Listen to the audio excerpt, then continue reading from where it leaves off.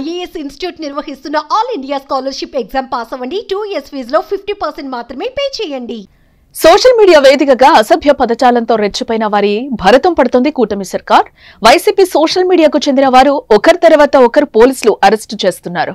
తాజాగా కల్లెం హరికృష్ణారెడ్డి వంతొచ్చింది. ఇప్పుడు పూర్తి వివరాల్లోకి వెళ్లే ముందు ఒక్క హరికృష్ణారెడ్డికి సంబంధించిన ఓ వీడియో చూడండి.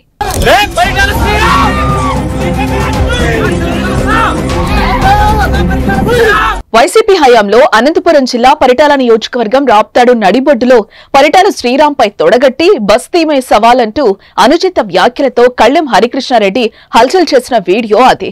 అతని వ్యవహారం అప్పట్లో రాష్ట్ర వ్యాప్తంగా హాట్ టాపిక్ గా మారింది.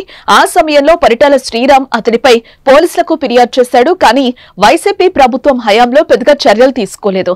తాజాగా కూటమి ప్రభుత్వం అధికారంలోకి రావడంతో గుంటూరు లాలాపేటలో హరికృష్ణారెడ్డిపై ఫిర్యాదు చేశారు. దీంతో పోలీసులు కేసు నమోదు చేసి అదుపులోకి తీసుకున్నారు.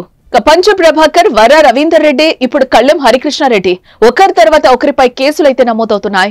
జగన్ హయాంలో సోషల్ మీడియా వేదికగా అసత్యాలు ప్రచారం చేయడంతో పాటు ప్రతిపక్షాలకు చెందిన నాయకులను వ్యక్తిగతంగా దూషించడం, మహిళలపై అనుచిత వ్యాఖ్యలు చేయడం చంద్రబాబు ప్రభుత్వం సీరియస్ యాక్షన్ తీసుకుంటోంది. డిప్యూటీ సీఎం పవన్ కళ్యాణ్ కూడా ఈ అంశంపై తీవ్ర స్థాయిలో ధ్వజమెత్తారు. కేబినెట్ లో కూడా చర్చ జరిగింది. ఈ క్రమంలోనే పోలీసులు దూకుడు పెంచారు. వైసీపీ మద్దతుదారుడిగా ఉన్న ఎన్ఆర్ఐ పంచు ప్రభాకర్ తో పాటుగా మరో ఇద్దరిపై కూడా ఇటీవల విజయవాడ సైబర్ క్రైమ్ పోలీసులు కేసు నమోదు చేశారు. పంచు ప్రభాకర్ తన యూట్యూబ్ ఛానల్లో పవన్ కళ్యాణ్, చంద్రబాబు ఫోటోలను ఉపయోగించి వారిని దూషిస్తూ వీడియోలు పెట్టాడని మొగల్రాజపురానికి చెందిన ఓ వ్యక్తి ఫిర్యాదుదారుగా కేసు నమోదు చేశారు. అలాగే కడప జిల్లా పులివెందులకు చెందిన వైఎస్ఆర్సీపీ సోషల్ మీడియా కార్యకర్త వర్ర రవీంద్రారెడ్డిని పోలీసులు అరెస్టు చేశారు.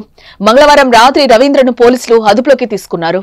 రవీందర్ రెడ్డి సోషల్ మీడియాలో ముఖ్యమంత్రి చంద్రబాబు, అలాగే డిప్యూటీ సీఎం పవన్ కళ్యాణ్, మంత్రి లోకేష్, హోంమంత్రి అనితపై పలు సందర్భాల్లో అసభ్యకరమైన పోస్టులు పెట్టాడు. అతడు వైఎస్ షర్మిల, సునీత్ తో పాటు విజయమ్మను కూడా వదలకుండా పోస్టులు చేశాడు. అయితే అతన్ని అరెస్టు చేసిన తర్వాత పోలీసులు వదిలివేయడంతో కడప ఎస్పీతో పాటు ఓ సీఐపై వేటు పడింది.